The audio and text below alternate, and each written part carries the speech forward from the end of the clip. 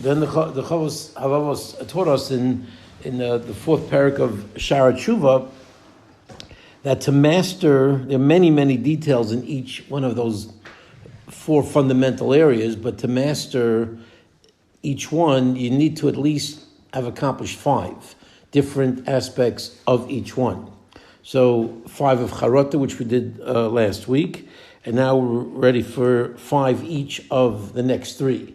So hopefully we'll be able to cover 15 more detailed aspects of the 3 remaining parts of Teshuva. And with that, Perik, that will get us to, I'm sorry, that was Perik Hey. That will get us to Perik Vav. So actually we're in Perik Hey, and we're up to the 5 components of Aziva Sechet, after having done the 5 pratim of Charata of feeling bad. Okay. So I have it on page Kuf Lamed Ches, but people might have a different number. I'm not going to go through the 5 different components of Aziva Sechet, of leaving the sin that have to be necessary for one to have mastered that part of the Teshuva. And what are they? Echad sheyifrosh mikol ma shabori osar. So fundamentally, one has to separate from all that which is halachically prohibited. Whatever God said is asr, you have to separate from a complete sort of total break. Hamoshe nemar sunura ve'utov. One should hate evil and wicked and love goodness. V'nemar v'shomei yadom esos kara. He watches his hands from performing anything that's bad, that's evil, that's wicked. V'nemar pasuk in Shayo yazav rosha dako. The Rasha leaves his ways. One has to separate from all that is bad. So this is sort of a very sweeping, all-encompassing kind of attitude that if it's prohibited, I have nothing to do with it. That's number 1. Number 2, sheyifrosh gam midvarim hamutarim halulim lav yasodei dvarim hasurim. There are many things that when you look at life, especially when we look at our situations, each one in their own personal way recognizes that there are certain things that are permissible that invariably leads one to do things that are prohibited. So there are certain types of doors that the minute you open that door, you know that it's going to suck you in soon, even though technically that particular choice that you made is not prohibited in and of itself, but it leads invariably to problems. So if you truly want to leave the sin, it's not enough that you just separate from that which is prohibited. You have to also separate from that which is permissible, but which lures you into that which is prohibited. That's number 2. Shifrosh gamei dvarim hamutarim. You have to separate even from permissible matters. Halulin lavyosodei dvarim asurim, that are prone and ripe for bringing one to sin. Going dvarim hamutalim b'safik imem mutarim asurim. Let's say, for example, things that are in doubt, whether they're permissible or not, so you want to be lenient, and you can easily through that end up doing something that's prohibited. Like what's said about many Hasidim, shayu porshim b'shivim dvarim mutarim. They separated from 70 different permissible activities. They shepachadu because they were afraid. So that they should not lead to one prohibited thing. And we learned about this in Mesilas Yesharim. We spoke about precious and the idea that one has to sort of really have, wisdom and foresight and forethought to sort of analyze. Sometimes we talk to certain people on the phone. It's even maybe a mitzvah call, but we know that invariably from that mitzvah call comes lashon hara. A lot of things like that seem to be okay, but we know that it doesn't end up okay. And similar to fences and guidelines that the rabbis commanded us when they said in Mishnah Avos, make a fence around Torah. So Mike Pence saying that he never has lunch, he never has a lunch appointment or a dinner appointment or any type of private meetings with anybody, any woman, unless his wife is present. That's a wonderful siyag. No one's going to say it's, even if it was obviously a Jew with the laws that pertain to Jews, you're not going to say every single meeting is per se usher. But to have that kind of a guideline, because you know what it could lead to, if you're not careful, that's the kind of wisdom that you have to have. And we have many concepts like that in the Torah, where the Chazal came along and prohibited things that are mutter to protect the Torah law. And muksa is the same way. The reason why we don't move muksa items is because the rabbis saw that if we allowed all these things to be moved and taken, willy-nilly, then that will lead to carrying and lead to other problematic activities. So this is a common hashkafa that we have to embrace, and somebody who truly wants to have a leaving of the sin needs to embrace this fully in terms of the things that he does not do. That's Beis. Gimel. These are interesting because they're under the banner of the first prat, the first rule, but a little more subtlety involved. Let's see. Gimel. Sheyifrosh me'averus lamrois sheishos yecholes v'zavsharis lavraleim. To separate, I guess what he's saying is to really ultimately fulfill this leaving of the sin, azivas achet, one has to leave it at a time when she has the ability and the possibility to transgress. Because if you never, not that you should put yourself into that situation, but we know the famous Rambam writes in Hilchos Teshuva that what's Teshuva Gemura? Teshuva Gemura is a man who sinned with a woman and had relations with her. Then if you really want to do Teshuva ultimately, you have to be in the same position, the same place, with the same level of strength, with the same ability to have to transgress and not to do that. Then you know you've achieved the ultimate level. So I think this is what he's alluding to, and not that you should run to put yourself into that same hotel room and then see how strong you are. That's not ever going to be recommended. But you know that basically until you've reached that position where you could do what you did and you don't do what you did, you really haven't gotten to the ultimate level. So that's what he's saying, that you have to separate from Averos in a position that he has the ability and the surroundings that are appropriate to be able to transgress. But the person does not transgress because of the fear of punishment. I know this is wrong. I know that Kadosh Baruch Hu is going to get me for this, even though it's not necessarily the highest level of motivation. It's certainly an acceptable one. As the pasuk says, my flesh sort of prickled up from fear of you, and from your statutes I feared. So one has to have a recognition that this is something that I have to separate from, to know that this is prohibited, I'm going to get punished for it, and as a result, one desists from that, even though they had the possibility of doing it.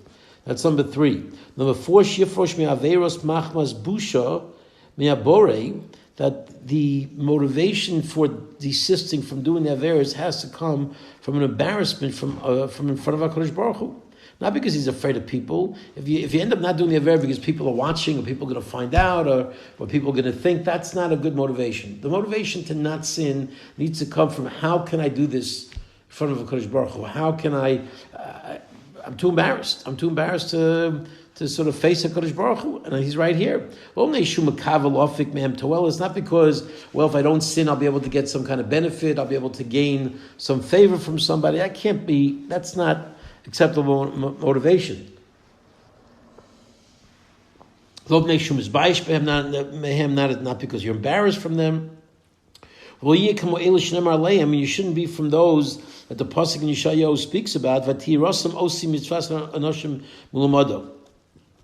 The fear of me was simply going through the motions that were sort of mulmada, that they were sort of trained for. That you'd fulfilling the mitzvahs of Klal Yisrael in a very mundane, rote fashion. And it's a very famous expression that we are taught, that things cannot be mitzvahs anoshim mulmada. It can't be just that we do things simply because we're trained for them. So it's got to be something that we recognize deeply inside of us. I can't do this simply because how can I face HaKadosh Baruch Hu? That's the proper motivation. Kamo Yosh Hamel Shemar Olav, as was said about Yosh.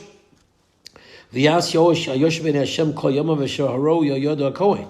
Yehoash did the right thing, but when did he do the right thing? Only Kol Yamav Sharo Yehoyada HaKohen. As long as Yehoyada HaKohen was around and was alive, then he did the right thing. But what happened after he passed away? He started going downhill. So what does that show about his activities? It wasn't really about his relationship with HaKadosh Baruch Hu. It wasn't that he recognized how bad these things were. He had Yehoyada constantly on his back to keep him on track. The minute Yehoyada left and he left the world, he started going downhill. This is not the way it's supposed to be. So he's quoting that which we shouldn't be doing. Don't make it by rote. Don't make it external. It needs to be internal. Don't fall into the trap that Yehoash fell into. Okay, that was 4. Number 5. Hey, sheyazav es hasiyas haram aziva muchletes.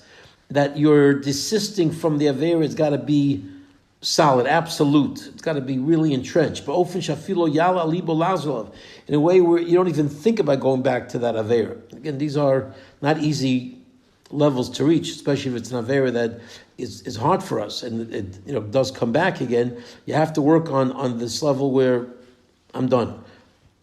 It's not even going to dawn upon me anymore. You have to determine that in your heart. And to articulate it verbally.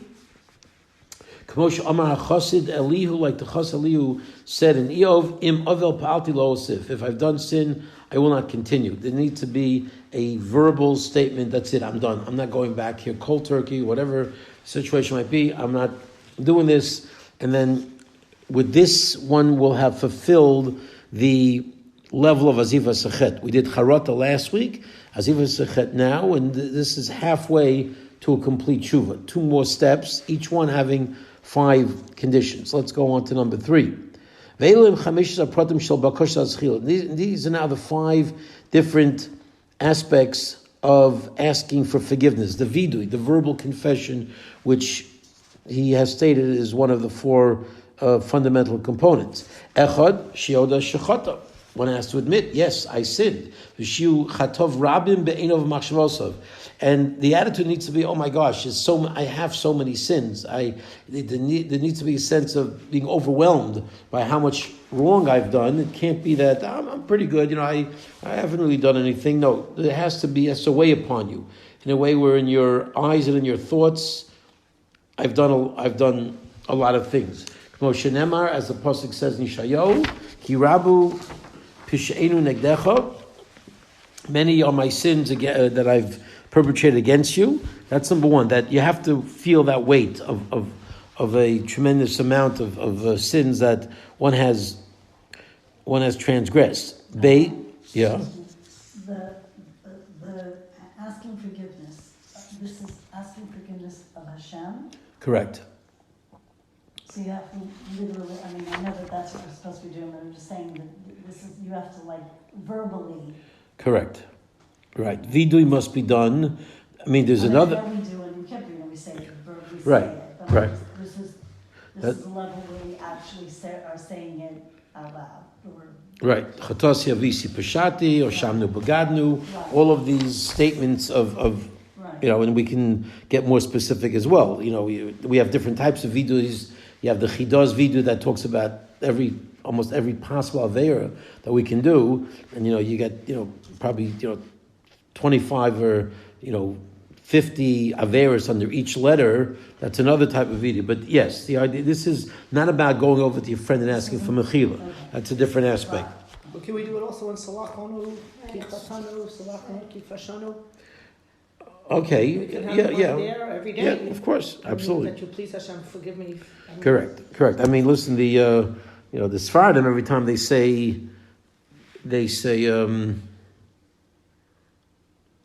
Tachnu, and their Tachnu begins with a part that says Osham Nebagadnu. The Ashkenazim don't say that part. They don't say the Yud Gimel Midos, but Nusach Sfard has Yud Gimel Midos, Keler Chapayim, and an Osham Nebagadnu. But you're right, Slach Lanu, even though it's a little bit more generic, and it's just really one line as opposed to Osham Nebagadnu, Gazalnu, the Baradaifi, we get much more specific. But that would also work. Okay, So number two, shiskor some tamid. Number two is that you have to remember them all the time. It's not enough to just, okay, I said I'm sorry, I said I sinned, let's move on and let's not go back there anymore. Okay, I think they tell you that, in personal relationships, when the couple makes up, don't go back next week, and remind the other person what they did. I thought we dealt with that already, but with HaKadosh Baruch Hu, a Jew needs to always feel those sins are constantly sort of, I'm aware of them, and they're there. Shiskar osam tamid, remember them all the time. V'yasim osam lifnei einov v'mul panav, have them in front of your eyes and opposite your face. Kamo Shem, as the pasuk says in Tehillim, Ki p'shai ani eda, I let my sins be known. V'chatasi negdi samid. It's a pasuk that the Rambam also quotes, that my sin be in front of you always. And that the Rambam uses this pasuk in the context of just because you did Teshuva 1 year doesn't mean you can't go back the next year and the next year and the next year, and also still talk about the time that maybe, you slipped with what you bought in a 7-Eleven, or, you spoke to Lashon Hara, or whatever else you did. I mean, when Berom L'Chavero, it says that if you ask Mechila for doing something against another Jew, you don't have to go back and ask them again and again. But with HaKadosh Baruch Hu, the attitude needs to be, V'chatasi negdi samid. My sins are opposite me always. That's number two. The constant remembering. Number three, she is ana b'yom v'yispal b'layla. Fast by day and pray by night. And again, fasting now, of course, for us becomes very difficult. Many people don't have the strength to do this, but it's instead of fasting, tzedakah is something that's certainly very appropriate. But there should be something very deeply emotional that I bring to the table about my sins. Bizman shemachshavos penuyos. Okay, praying at night is very opportune because that's when your mind is clear. You're not working on, nowadays all this changes because, you can be selling stocks 1 o'clock in the morning, I guess, I'm not sure, but, there seems to be certain deals you can make all the time. But in the olden days, when it got dark, you were done, right? No farming at night, and you weren't going to take your wares out and, have some kind of market at night. That just didn't happen. So night was a very opportune time for spirituality. Get up and sing to me at night. And Bez Hashem, later on, when we get to the gate of love of Hashem, in the 6th parak, Avar Bez Hashem is Hamailois shalt feel Balayla. I will talk about the virtues of praying at night. There's something special about learning at night, and something special about praying at night. So we'll get to that, Bez Hashem, soon. Dalid, that's the third one, that you should take advantage of the opportunity to either fast, to pray, or both. And Dalid, Shishchane Elokim v'yarbe b'tfilo fun of tamid, shechapal alvanosav. Constantly use the power of tefillah on a regular basis to ask HaKadosh Baruch Hu for forgiveness. V'yisach loy, and HaKadosh Baruch Hu will forgive that person. V'kabel es tshuvaso, and HaKadosh Baruch Hu will accept his tshuva. But if it's constant, that means a person is showing how sincere they are, and it's always on their minds. Kamo shnemar, as the pasuk says in Tehillim, Chatasi odiacha. I let you know of my sins. Vavoni lo chisisi. I'm not covering up my iniquities. Omati, this is what I've said. Oda alei pshoy Hashem. Okay, I acknowledge my the sins that I've perpetrated, that I've committed. And you have borne, you have bared my sin. You have accepted my sin and my tshuva. You've sort of expunged it. Selah. And that is the statement of David HaMelech, referring to the fact that when I do this on a regular basis and I don't cover up my sin, HaKadosh Baruch Hu will indeed respond and accept the tshuva. And about this, all chassids, all saintly people pray to you at the time of their need, at the time when they're down, at the time when it's opportune. Different pshatim what that means, but at the end of the day, that's a concept that praying is an important part of tshuva. And hey, she's ametz v'ishtadel lahazers b'nei adam lo likoshel baveros kamo. Okay, the fifth part, it's similar, I guess, lahavdil, but right, I think when the 12-step program, when a person is going through the 12 steps, one of the 12 steps, I think, is to try to help others and to try to, become not just somebody who changes their ways, but somebody who actually reaches out and becomes mashpia, and then to try to help others. Well, that's part of it as well. It's not just enough to be self-centered and worried about your own sin. You have to be strong and try very hard to warn others not to fall into the trap of Averis like he did, like I did. That's the person talking. And to bring into a person's heart the fear of the retribution of the punishment that HaKadosh Baruch Hu metes out to those who do those sins. And to mention to them how they must do tshuva. From those of theirs, as the pasuk in Yonah says, those who know Yoshuv v'nicham alakim will return, and HaKadosh Baruch Hu will accept them and will let their sins go. V'nemar alamda paishim derchecha, I will teach sinners your ways. So part of the job of a person doing tshuva is to reach out and to try to get other people to also do tshuva, to sort of share that wealth. Okay, those are the 5 steps of leaving the sin. If you truly left the sin, so it's this recognition that you've sinned, to have it right. It should be like weighty on you, and you should remember them all the time. You should fast and you should pray. You should pray throughout the time for forgiveness and to try to get others to do tshuva as well. Okay, so we're 3/4 of the way through. We now have done 15 of the pratim, and now there are 5 left. And with that, we get to the end of the parak. Okay, ve'elu heim chameshes hapratim shel hakabbalah lo lasas oris ma shabori osa. Okay, I mean, so it's interesting that this condition is very similar to the aziva sechet condition of leaving the sin. I'm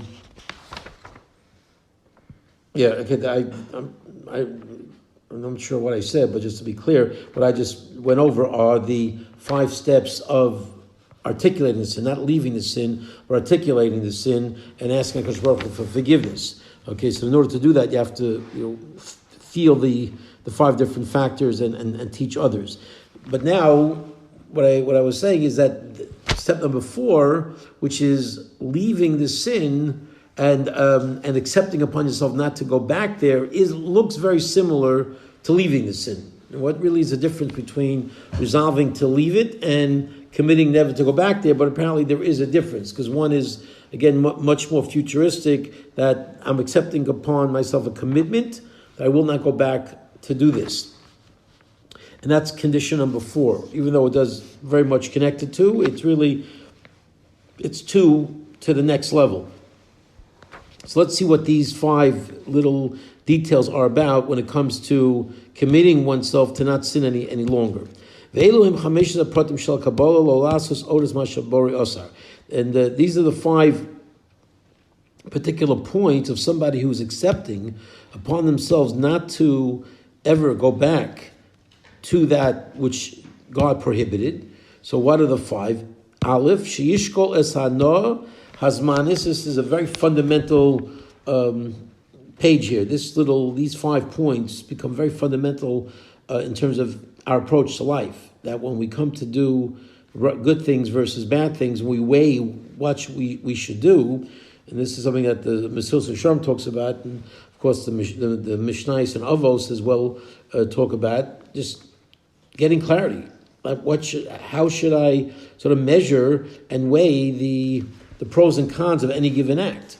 So number 1 is she'yishkol hanoah hazmanis v'moreves b'tzar sheishol bol mazeh mi'asiyas averos, to weigh the fleeting, momentary pleasure and the connection to pain that one has in this world from doing averos, neged hanoah hanitzchus hatamidis, that parallels, or that weighing it against the eternal, permanent pleasure, hanakia, that's pure, mikol terishal tuga v'tzar, that has nothing mixed in. There is no pain, there is no anguish, there is no remorse and no regret.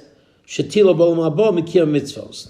Weigh the I guess, the feelings of remorse, the feelings of embarrassment, together with the pleasure you get from an aver, but that pleasure is fleeting, and measure that against the eternal, pure, unending pleasure that one gets, that is in no way mixed in with anything negative when you do a mitzvah. Shatil Mikim is right. Kamoshikaz, as a pasuk in Yeshayahu says, "Risem v'sasivchem," see the reward and rejoice. V'nemar v'zarcholchem yirei shemi shemesh tzedakah. They will rise for you. They will shine for you. Those who fear my name, a son of righteousness, a son of righteousness. The son, not S-O-N, S-U-N. Okay, umar bichnafel. And there will be healing in its wings. So the radiance and the shine will carry only a healing power and only goodness. And also to weigh the temporary difficulty, that it's only temporary, it's pain, it could be difficult. Sometimes, the expense that we have to go through, the difficulty we have to go through to do a mitzvah. Yes, there might be some of that, but it's passing. It's not going to stay with us forever. You might get that in this world from the performance of a mitzvah. Negerat tsar hatamidi, but compare that to the permanent pain, the permanent anguish, Rabilti posek, the never-ending type of punishment, Shilo Bomaba, Messias Averos, that one will have in the next world where one does Averos. So when you really analyze and you look at what's going on and what is going to be happening to me if I don't make the right choices, it becomes almost like no choice at all. So this is a fundamental need that a person has to go through to be able to really commit to the future. You have to have this type of thought process in your mind to weigh the pros and cons of all these actions. Moshe Kosev, as the pasuk says in Shayo, the Yotzuv Rob figure Enoshim Apishim Bi. Okay, I go out. They went out. They saw the corpses of the people that sinned against me. Hashem says, Kitolatam Otamas, their worms will not die. The Isham Loisichbe, nor their fires will not become extinguished. It'll be like a permanent purgatory. And also pasuk says, this is heavy duty stuff, but these are psukim in a navi. If you teach this to a 7th grade class, you're going to get in trouble nowadays. But it's the truth nonetheless. And again, even though fires are used in all types of physical descriptions, obviously we're talking about a spiritual world, but it's still powerful and still strong. And furthermore, it says, the day will come where the ovens will burn. And all of the sinners will be like a straw, who've done evil will be like a straw, and in the days to come, in the Olam Haba, they're just what happens to straw when it's put into a fiery furnace. When a sinner thinks about this and puts this close to his heart, that's when it's fitting that he'll say, never again. I can't do this again. I will never go back to that sin. And again, even though, this is not easy levels to reach, but this is he's giving us a wonderful strategy to really think about this, and that hopefully will give a person the resolve to truly never go back to that sin. And even if we do go back eventually, the key point that the Mefarshim say when the Rambam talks about this is that at least right now there will be a statement that where this person is in their given present state of mind, in their spiritual state, they will never go back. Now they might decline, things might change, but right now, as HaKadosh Baruch Hu is looking at this person would never go back, and that's at least to reach that level is critical. That's number one. Beis shitin alibo shiyo mosa miskorev, to think about something that the great people think about all the time, as the Pirkei Avos says. Think about the fact that we don't know how long we're going to live, and the day of death is getting closer. Now we hope it's going to last. We're going to be here for 120 years, but at the end of the day, every single day you're getting closer to that moment, whenever that moment is. Okay, a day past that gets you closer to that time. Ubaro kois alav ashlo mila es chavosav. HaKadosh Baruch Hu is going to be upset at me for not fulfilling my responsibilities. As opposed to says in Malachim, who's ready for the day that's coming? Who's ready to say, I've done exactly what I needed to do? The kasha who yosim also when a person places this to their heart, the chreach yiskof also pachad me'onsho. Perforce, there's going to be a fear that engulfs that person, a good fear, a fear that motivates from the fact that I don't want to suffer this fate. I don't want to have this embarrassment.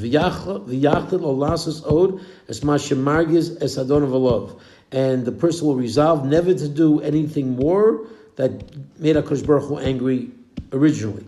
Isn't this very kind of, for lack of a better term, fire and brimstone? I mean, Yeah. it's really very, the whole thing about reward and punishment, I thought we'd learned that, we don't really measure reward and punishment because we don't know what our reward is in the world to come, or we don't know what our punishment is here. This seems to be saying, think about it and weigh it and deal with it. And well, yeah, because we're talking about somebody who's doing tshuva, who has done averos, and he's getting to the core of what's going to be the motivator. I mean, in life, generally, to do mitzvahs, to get close to HaKadosh Baruch Hu, maybe you don't have to necessarily focus on this, but I guess he's saying that for the purpose of resolve, to never go back, you need to introduce the fire and brimstone. Apparently that's an important component to creating that fear in one's heart. It's just, the softer stuff is just not going to work. Yeah, it's heavy duty, no question. Mm-hmm. This is not for the faint of heart, no question about it. I feel like nowadays, people, like with technology and everything, people don't even stop for 2 seconds to even contemplate anything, not be introspective at all. I can't imagine, I don't know, a lot of people, I just would think this is ridiculous to just stop and think and weigh. Well, but those people, unfortunately, are making terrible. No, if you're not thinking during the day and weighing these things, then they're going to be making tragic errors. So life is moving very quickly, but that's not a good thing. We got to slow it down to make these calculations. I'm just thinking that I think a lot of it for a person to have the ability to do this in a way, or I guess we can always learn it. That's what we have to do. We learn about this stuff. Once we learn it, because when a person's raising their children, so they have to give them limits, and they have to know there's a right and a wrong, and that they want to do what's right and wrong. I teach them this desire for the right and wrong, so that eventually that gets transferred to Hashem. That one does right and wrong for Hashem, and not because, of course that will be punished, but obviously that's... No question. but all this punishment also. But in other words, they won't hate this concept as an adult because they've been ingrained with limits and right and wrong when they're young. So now when the person gets older, they learn about this. I guess that's Right. It's necessary as a child to have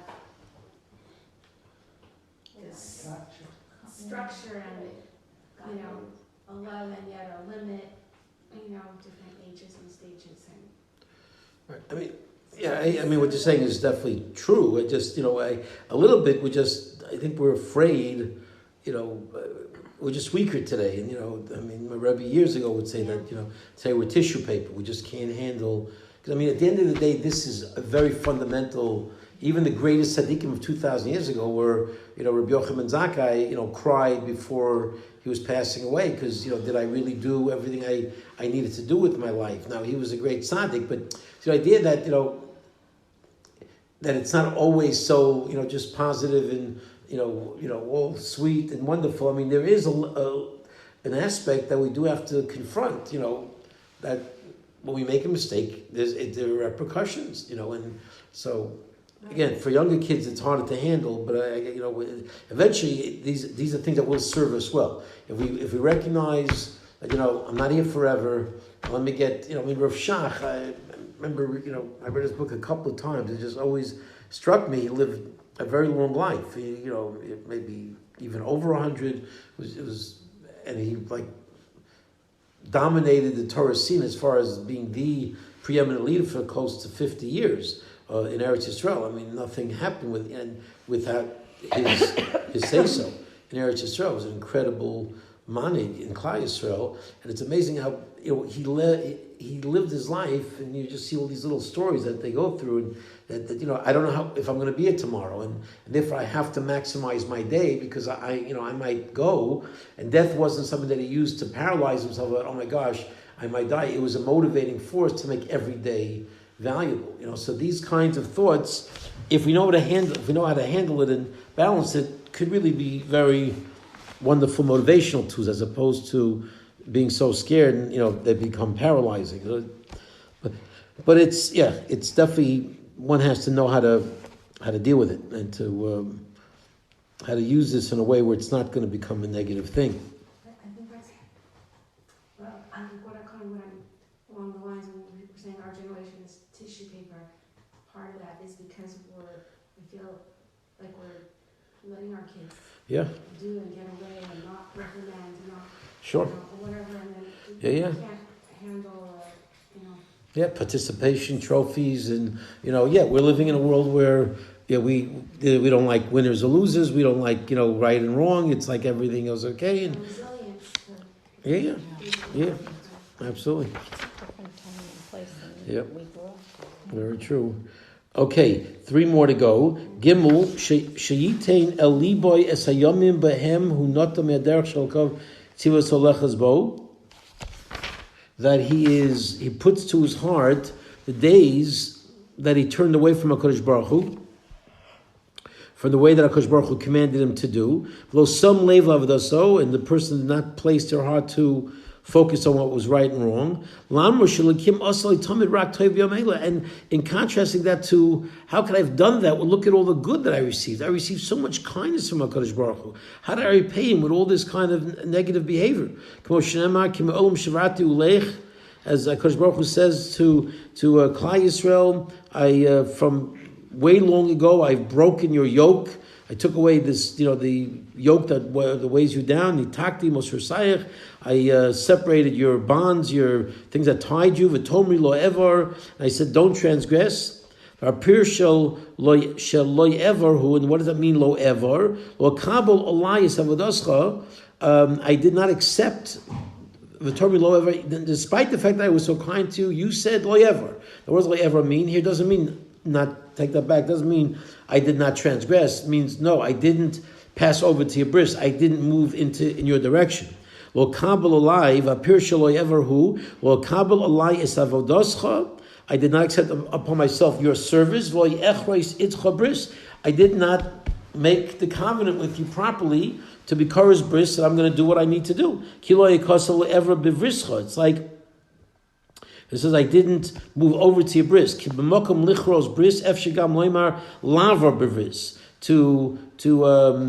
make the deal and to be Korah's bris. What's the right word when you make a covenant?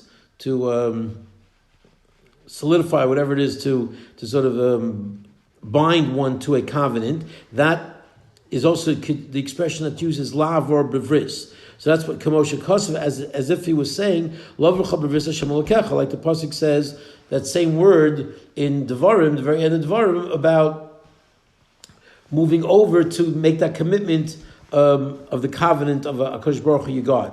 So it's a recognition, number 3, in terms of being able to make that commitment never to sin again, is to focus on the Chazei Hashem and say, how could I have done that? How could I have been so blind to not recognize the incredible kindness of HaKadosh Baruch Hu? And what did I do? I paid back good with bad. Dalid, Shi'achzer esma shegazal, if there's a dimension of hurting somebody or stealing from somebody, and to now rectify the wrong, you have to return the stolen item. Yimonam else's averes. And to stop from doing any averos, I guess by returning that which you stole, it will guarantee that you'll no longer have that that issue on your ledger. And you have to be careful not to cause any type of damage to anybody. Rasha Gezeli Shalem, the Chavol, the collateral, the Rasha returns, and that which he stole, he pays. If there's a sin in your hand, so to speak, something that you have that doesn't belong to you, remove it from you. Don't let any sin dwell in your tent. So don't hold on to things that don't belong to you. Because only then will you be able to remove yourself from any type of iniquity and blemishes. Okay, so that's something that you need to do. So you have to check your whole financial situation with people and to make sure that everything has been taken care of. And that's number 4. Okay, the financial aspect of paying everybody back. And 5, Shiten aliboy is gedulas habori is barach, to put into one's heart the absolute greatness of HaKadosh Baruch Hu, Hashim Razvara, that who am I? Look what I've done.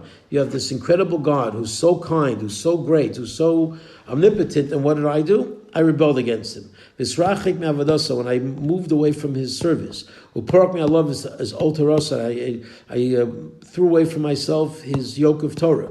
Yochiach es nafsho v'yachal, and the person should rebuke himself. V'yachal masal, be embarrassed about this. Kol shenemer, as the pasuk says, halal shem ting muzos. This is the way in the pasuk in Azinu. This is what you do to HaKadosh Baruch Hu. This is how you pay back HaKadosh Baruch Hu for all of his kindnesses. V'nemer ha'oisi lo siro no Hashem. How can you not fear me? HaKadosh Baruch Hu says, how can you not recognize what I've done for you and that you don't, reciprocate that in the proper way? So these are the 5 aspects that will lead a person to an absolute commitment that I can't sin again, because you've got these really critical principles of how great HaKadosh Baruch Hu is, how much he's done for you, and obviously you've committed to get rid of any of the financial aspects in your heart, in your house, and remove them, and of course the weighing of the severity of the Avera and the Olam Haba aspect of Gehenna, okay, and that death is fast approaching, and of course the kindnesses and the kindness of HaKadosh Baruch Hu and the greatness of HaKadosh Baruch Hu. So those are the 5 components that a person needs to feel to be able to truly commit to never go back to that sin. When the person who's a Baal Tshuva is able to fulfill these 20 detailed aspects of one's repentance, with this he will fulfill fully the 4 fundamental principles of tshuva, as I mentioned in the earlier parak. Okay, it's a great place to stop, as I shall be ready for Parak Vav at the end of the month, and have a good night.